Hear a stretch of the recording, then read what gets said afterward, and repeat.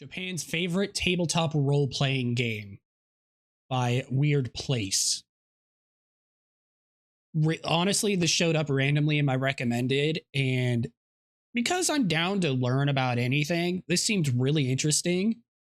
So I wanted to check it out. Okay, nothing in the description I need to read. Let's go. In Japan, when you say tabletop role-playing games, or table talk role-playing games as they're called there, they say Call of Cthulhu. It is so popular that D&D is actually sometimes referred to as Call of Cthulhu dressed up in swords and fantasy. Why is it so popular in Japan? Hi. Today, I want to dive a little bit into why Call of Cthulhu became so popular in Japan. Unlike Western campaigns that span months and months, Japanese RPG culture leaned toward one-shot, single-session stories, quick to play, easy to rotate, easy to try new systems and new games. What is Call of Cthulhu exactly? I like that. It's a horror game where you and a group of investigators, you hunt down forbidden knowledge, you fight horrors of unspeakable evil, and you most likely go insane and die. Really, really a fun game. So what is it exactly that makes Sounds like my kind of tabletop. And even more impressive, women make up over 50% of the players in Japan today. So really? Yeah, let's dive in and learn a little bit about why their tabletop scene is so different. I'm going to assume here. Let me know if I'm wrong in the comments. That seems out of the ordinary, I guess. I don't want to presume, but that does sound more kind of out of the ordinary. So that's really fucking cool. From ours here. To understand Call of Cthulhu's historic rise in Japan, we have to go back to the roots of the Japanese tabletop RPG scene. So let's first go all the way back to 1986 when Call of Cthulhu was first translated into Japanese by Chaosium / the Kadokawa Corporation. And she did have a correction. Hobby Japan was the first one to do it. It was on the scene. I did see that in the description. Japan's own homegrown Sword World was on the scene. Sword World RPG is basically a D&D lookalike that copied a lot of lore, a lot of like the fantasy elements, but you know, it's much lighter on mechanics.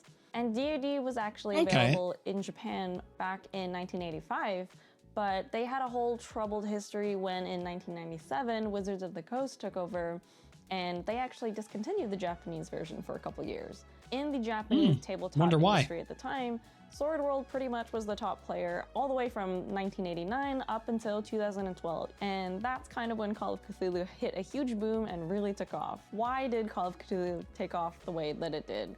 In 2009, there was a anime light novel series called Hayore Nyaruko-san. In 2012, there we go. I fixed an anime adaptation came out of this anime light novel, and it became a huge hit. It's a magical girl comedy featuring a cutesy anime version of a Lovecraftian god called Nyarlathotep. This Lovecraftian god who embodies a cute anime girl falls in love with a regular Japanese boy. Other Lovecraftian gods show up, and you know, chaos and hijinks ensue. The anime's director, sounds awesome.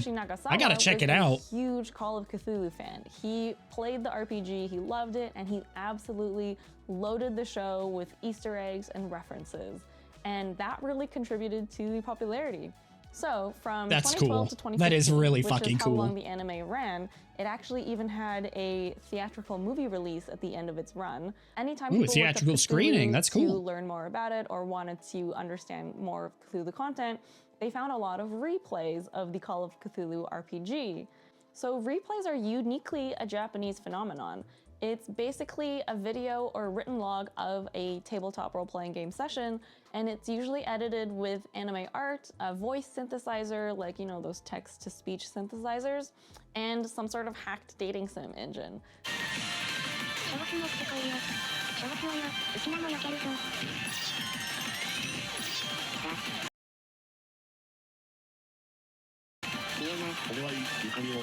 So it's basically like the modern day Let's Play or actual play that are really popular here, but it's the Japanese version of it. Some replays actually became so compelling that they were even turned into a whole anime series, like The Record of Lodos War. So these replays made Call of Cthulhu RPG really accessible. You didn't need to read a giant rule rule book or multiple rule books to understand the rules.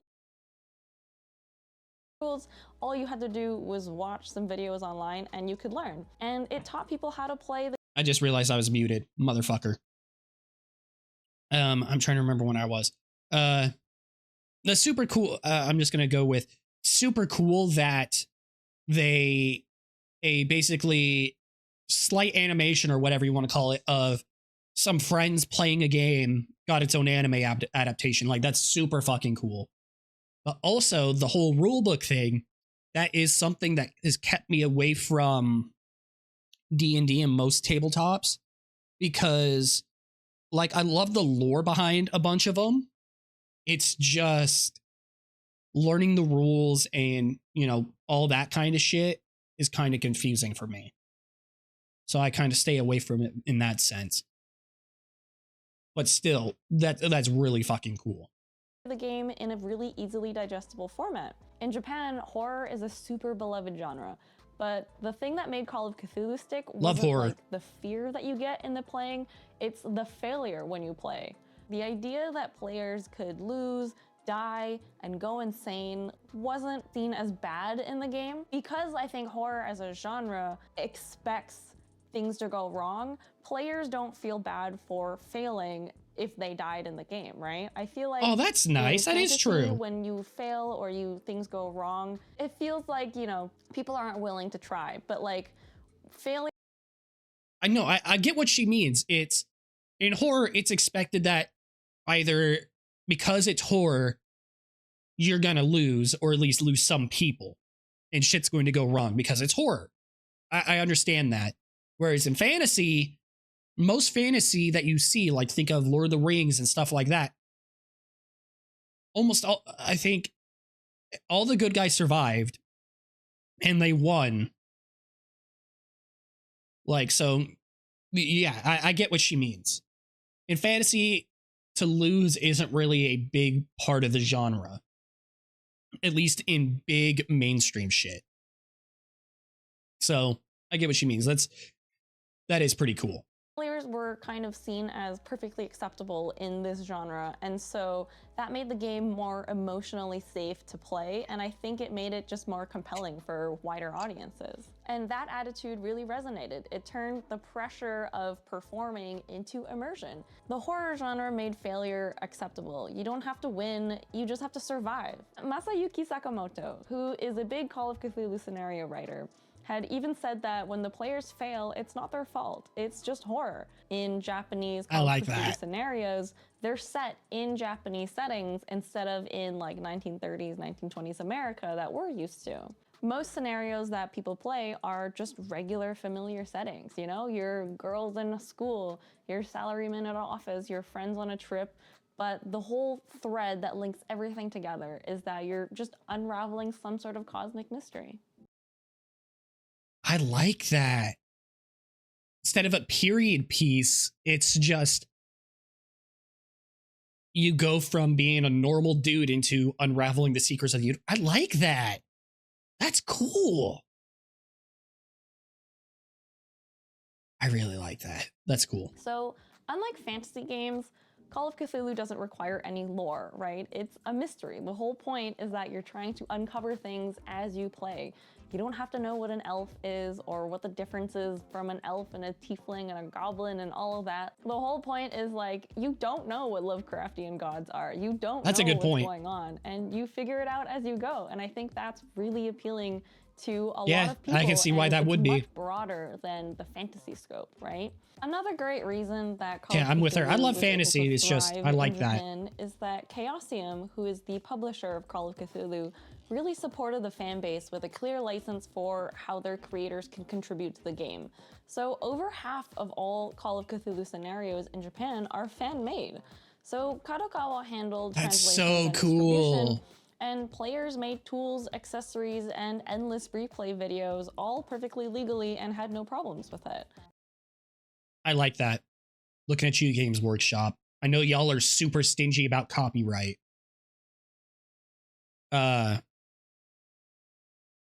That is really cool. That's like, hey, yeah, this is our universe. Here's a broad go ahead to make your own scenarios. make your own accessories, do all your little shit. Like I really enjoy that. That's really cool of them to do. In 2020, the 7th edition launch of Call of Cthulhu caused another spike in sales for the game. Today, Call of Cthulhu sells more copies in Japanese than all other languages combined, including English. That's how popular it is in Japan. It's absolutely mind-blowing, honestly. That's Entire awesome. Shelves in Japanese RPG stores like Yellow Submarine are dedicated to just Call of Cthulhu. And half of those shelves don't even have officially licensed content. It's all the fan-made scenarios. It's really, really cool to see publishers care about their fan base, and they know that. Yeah, because sadly, that isn't a thing nowadays, really. Publishers don't care about their fan bases anymore. They just care about churning out the next bit of slop. So this is a breath of fresh air nowadays, unfortunately, to where it's like, yeah, no, we enjoy our fan base. We like our fan base. We want them to keep liking us. And that's how you should do it. Like, by allowing the people to just contribute, you're only going to get more in return. And exactly. Call of Cthulhu is really like the perfect study for that. Another thing that's really interesting to me about Call of Cthulhu in Japan is that it's really popular among women. I know that in the West, more and more women are starting to play tabletop role-playing games, and there is a huge, subset of women or people who identify as women who play D&D. But in Japan, like, Call of Cthulhu is, at least online, the gender split is pretty much 1-to-1. If anything, there might be almost more women who play the game than men. The game's flexibility really allows it to become anything that you want, Like, it can be mystery. That's really cool. It can be romance. It can even be slice of life sometimes. It's really common, actually. Wait, hold up.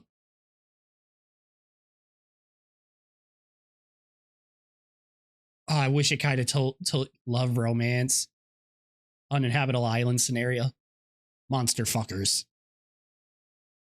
Well, that's really cool. I love that slice of life. Actually, in Japan, to play one-on-one sessions where people even use Call of Cthulhu RPG as a dating activity. You go to a session and it's just you and the keeper, and they come up with like some sort of scenario where it's just one-on-one. It's really interesting. Problem solving and storytelling are way more important than combat in this game, and horror scenarios can always be swapped out for something that's romantic or tragic or, anything really. Like, there's no need to be limited to fantasy lore or. There's a whole collection of slice of life.